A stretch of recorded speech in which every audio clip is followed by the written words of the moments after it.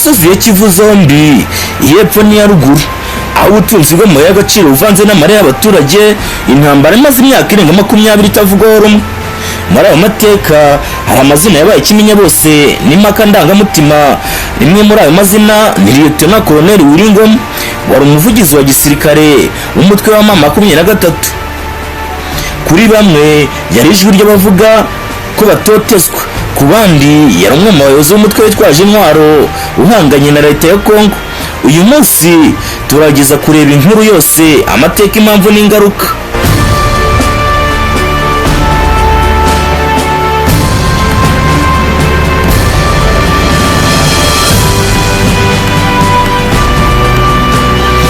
Amakimbirane mu burasirazuba bwa DRC afite amateka maremare.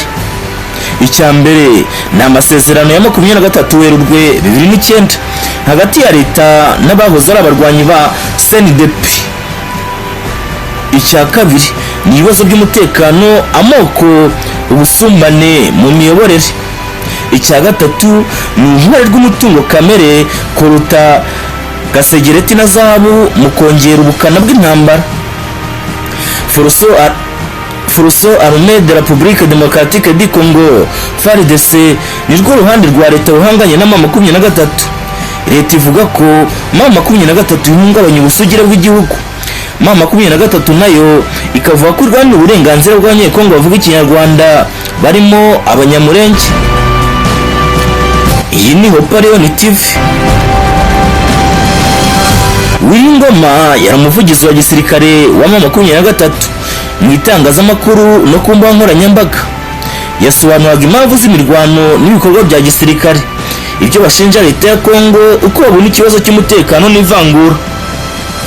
Abamushyigikiye babonaga nk'uvugira abaturage bumvaga badafite ijwi. Abamurwanya babonaga nk'umuyobozi w'umutwe witwaje intwaro utera umutekano muke mu burasirazuba bwa Congo.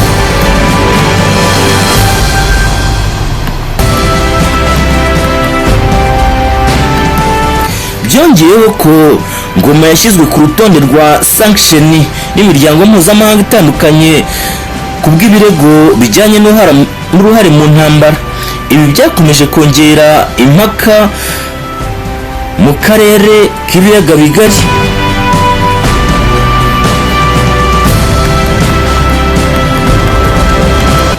Rubaya iherereye mu karere ka Masisi mu burasirazuba bwa Congo, ni agace kazwi ku bucukuzi bwa coltan. Ubutunzi bwaho bwatumye haba ihangana rikomeye hagati ya M23 na FARDC. Abasesenguzi bavuga ko umutungo kamere ugaragara aha hantu hakunze gukurikira ihangana ry'intambara rya gisirikare n'inyungu za politiki. Kuwa 24 Gashyantare, amakuru atandukanye yatangaje ko Willy Ngoma yishwe mu gitero cya drone muri iki gice cya Rubaya. Ku ruhande rwa leta byasobanuwe nk'igikorwa cya gisirikare mu kurwanya umutwe witwaje intwaro.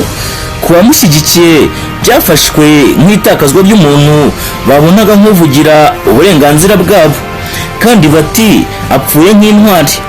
Iyi ni inkuru yongeye kugaragaza uko intambara zigezweho zirwanishwa ikoranabuhanga nka drone n'ingaruka zabyo ku buyobozi bw'imitwe ndetse n'indi mitwe yitwara gisirikare.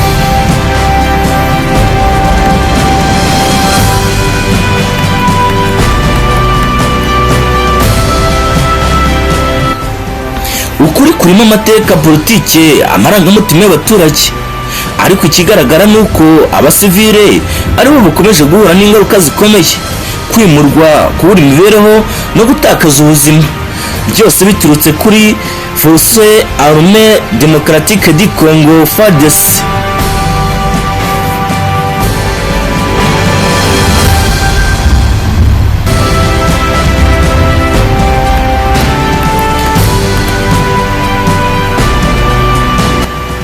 Mu gihe ibiganiro bya politike n'imbaraga z'akarere bikomeje gushakisha amahoro arambye, inkuru ya Willy Ngoma isiga ibibazo.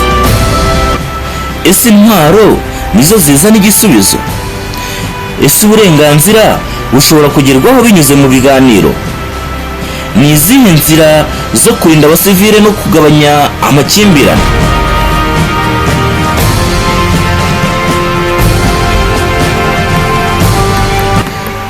Willy Ngoma kuri bamwe yari uburenganzira, ku bandi yari ubuyobozi bw'umutwe witwaje intwaro, ariko nyuma y'izo mpaka hari abaturage bifuza amahoro. Amateka y'akarere